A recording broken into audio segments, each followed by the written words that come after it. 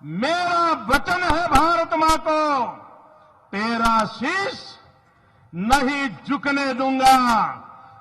हां, मैंने कसम उठाई है, मैं देश नहीं बिकने दूंगा, मैं देश नहीं झुकने दूंगा।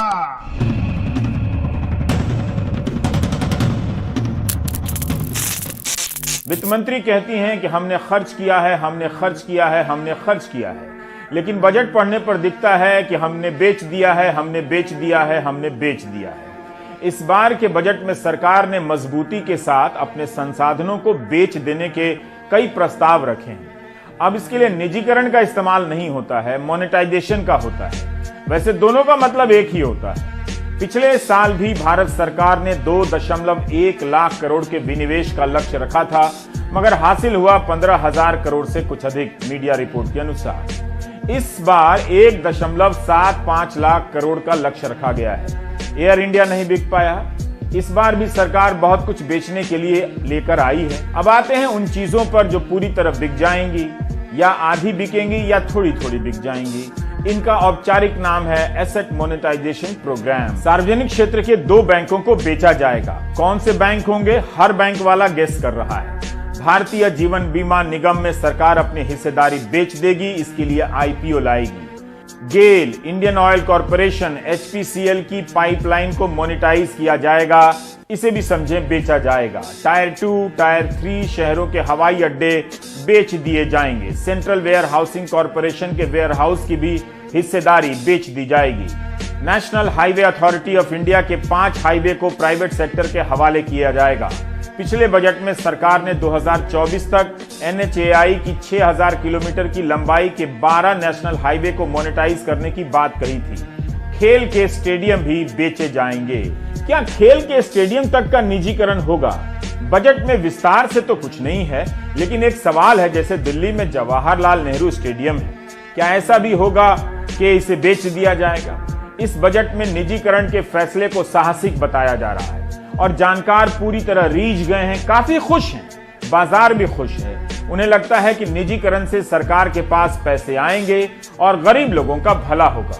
क्या यही लोग, जब ये कंपनियां नवरत्न थीं और हजारों करोड़ों का मुनाफा कमाती थीं, तब उनके घाटे में जाने को लेकर चिंतित हुए थे कि इन्हें बर्बाद किया जा रहा है, सरकार की क्षमता पर सवाल उठा रहे थे? बजट के एनेक्स्चर 3 के पेज नंबर 39 पर विनिवेश की नीति का लक्ष्य लिखा है। ध्यान से सुनिए। इसमें लिखा है कि केंद्र सरकार के उद्यमों को रणनीतिक और गैर रणनीतिक सेक्टर में बांटा गया है। स्ट्रेटेजिक और नॉन स्ट्रेटेजिक दोनों ही सेक्टर में सरकारी उद्यमों के निजीकरण या फिर बंद कर देने की बात कही गई है। एटॉमिक एनर्जी, स्पेस और डिफेंस से लेकर बैंक, बीमा, पेट्रोलियम और पावर सेक्टर तक, इन सभी में प्राइवेट सेक्टर के लिए नए अवसर बनाए जाएंगे और प्राइवेट सेक्टर ही चलाएंगे। जिनका निजीकरण नहीं होगा उनका विलय होगा या फिर सरकारी उद्यम बंद कर दिए जाएंगे। सरकार इन सब के जरिए 1.75 लाख करोड़ कमाएगी। पिछले साल भी 2.1 लाख करोड़ कमाना चाहती थी, लेकिन पूरा तो नहीं हुआ। निजीकरण जब भी होता है कहा जाता है बेच दिया गया, लेकिन इसे लेकर हर दल की नीतियों में खास अंतर आपको नहीं दिखेगा। जरूर जिस तरह से थोक में स्पष्टता के साथ एटॉमिक सेक्टर से लेकर बैंक और बीमा सेक्टर की सरकारी कंपनियों के बेच देने या बंद कर देने की बात कही गई है, इस बजट में वो वाकई साहसी। नीति आयोग ने जून 2019 में सुझाव दिया था कि 48 सरकारी कंपनियों का निजीकरण कर दिया जाए। इनमें एयर इंडिया, एनटीपीसी का कुछ हिस्सा, cement corporation of India, Bharat earth movers और स्टील अथॉरिटी ऑफ इंडिया जैसे नाम थे। सरकारी जमीनें भी बेची जाएंगी। सरकार की निगाह सरकारी जमीनों पर भी है बेचने के लिए। इस तरह यह बजट निजीकरण का सार्वजनिक ऐलान का बड़ा बजट है। भारतीय जीवन बीमा में सरकार अपनी हिस्सेदारी बेच देगी। नेशनल हाईवे के टोल बेच दिए जाएंगे या प्राइवेट सेक्टर को दे दिया जाएगा। अलग अलग शब्दों का इस्तेमाल होता है।